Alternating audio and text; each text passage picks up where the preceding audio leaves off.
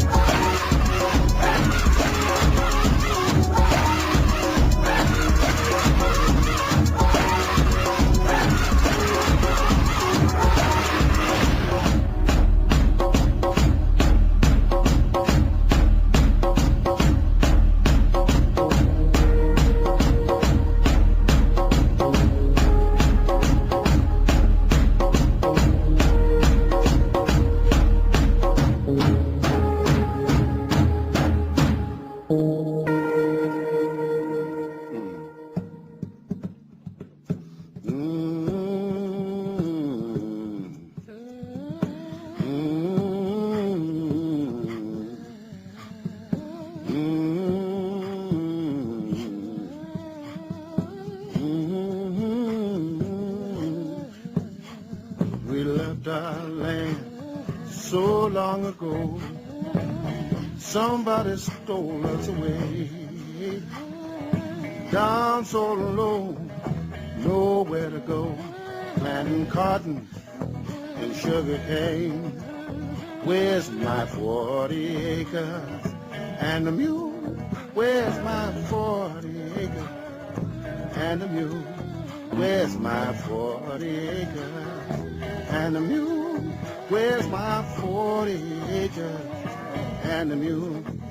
First Nations people, my kinfolk say, show them which way to go. Brightest star, guide the way. Like wise men long ago, somebody moaned, there's my 40 acres and the mule. Where's my 40 acres and the mule? Where's my 40 acres and the mule? Where's my 40 acres and the mule? Mm, mm, mm, mm. Good morning, everyone. You're listening to Turtle Island News with Tracy Kennedy. I hope you guys are doing great on this Tuesday. I have to say that I went to my first chiropractor's meeting early this morning. So got my neck cracked. She adjusted my back, showed me the exercises that I'm supposed to be doing to help me. I think it should actually be called Mistress Diana's House of Pain, because I may never be able to move again. It's absolutely insane.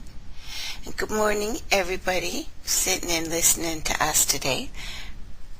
Welcome, Flagship Radio, and welcome These Changing Times, and welcome Scottish Sovereigns on the Land, and everybody who's listening today from No Borders Radio. I have to say I normally just stay in turtleislandnews.info because my computer, it's being upgraded really slowly. If you had a chance and were listening actually at turtleislandnews.info this morning, well, Dottie and I were laughing because with each new thing I have to do a new test to see who's loud, who's not, if the music overpowers me or if I overpower the music. So we got that sorted out, and have to thank you all for the incredible amount of help that you've been giving me lately. So upgrading one piece at a time, and that's really awesome. Today we're going to continue on with our topic from yesterday. Continuing with the banking swindle, of course. We're moving from the Bank of England to the Rothschilds, money changers, fraud on the market. Later, and possibly tomorrow, depending on whether or not we get into it, we're going to be talking about the science fraud and the new alchemists who are lying to us about our science, our religion,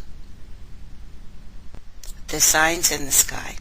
I actually have a picture up there that I thought you guys would find very interesting. It's called the Eskimo Nebula. You take a good look at it. This is exactly what our sun looks like from a distance if you add the surrounding nebular ion clouds that provide all of the tail material for comets. No, comets are not icy snowballs. As a matter of fact, NASA has tried to hit one of those comets with a rocket about the size of a fridge, and they found no ice on it at all.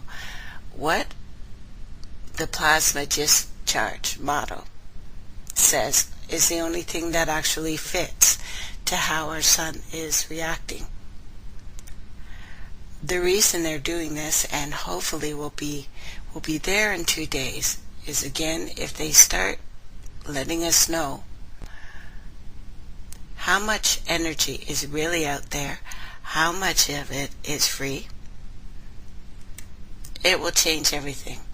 It's only our ignorance at this point, and not ignorant like we're stupid, but ignorant like we haven't got all of the info,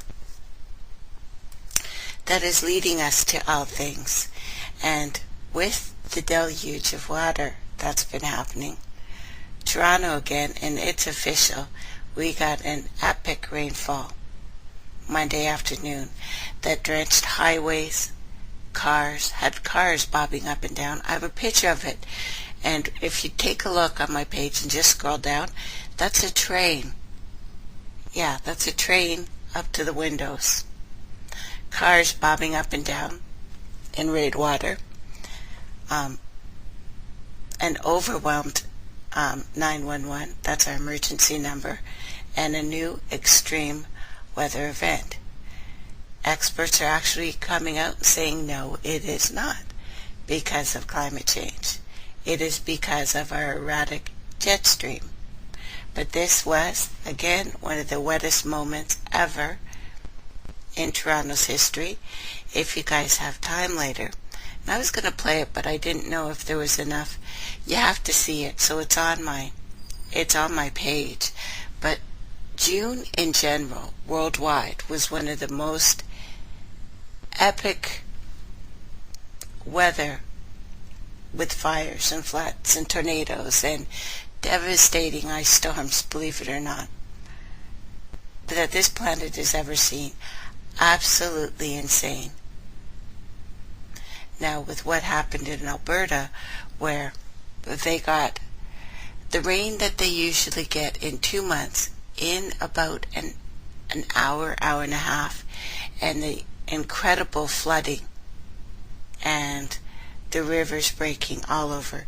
These events are horrific, absolutely horrific. And with the climate disasters, and again, the epic change that I've been calling jumping jack flash events. If you're looking for past ones of this, because I have an updated from July 6th and my July 7th report, because I need 2 days to sort these ones out. I just wanted to add that special report on Lake Magnetic. That was just horrific. Information links, of course, on this jumping jack flash. This incredible amount of, how do we even call it? Magnesium and sulfur that is now just inundating our planet. You know, we've had epidemic fires and explosions as well. And just a bit on that. Again, our train, that of course we'll have more and more people coming out and saying it is a false flag event. Well, I think it's more likely a, how do we even say it, guys? This is a black swan event. Of course, it looks strange with everything else that's going around. I've heard people say, you know, yesterday when Patty had us on her show, she was saying it could be to hide up the Obama trip.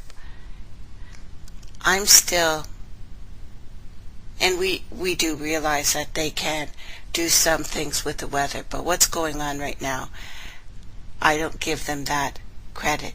You know, when a freight train derails, bursts into explains, and explode, we still have people missing with that, and I have quite a few links to this. A quote from the event is, "The fires raged well into Saturday afternoon. As a matter of fact, still ongoing in Quebec after that train containing petroleum products derailed, and it has devastated a very small town. 30 or 40 buildings are just wiped out. The center of the town looks like a pit, a fire pit. Over 1,000 people were evacuated after the crash. NBC News, of course, reports that police have set up a half-mile perimeter, several tankers. They do fear that there will be more fatalities as they're trying to get this under control because, well, a lot of our provinces are soaked. Quebec is dry and full of wildfires. Now, a note for that myself, and you will read lots of stories about this. 1,000 people evacuated. At first, at least 5 killed, many people missing and feared dead in the inferno. 30 buildings destroyed, town utterly devastated. So you can tell from the name, this town is right on a lake, hence the lac, which has the same name as the town. Some reports say the train was parked and took off on its own, gathering speed until it hit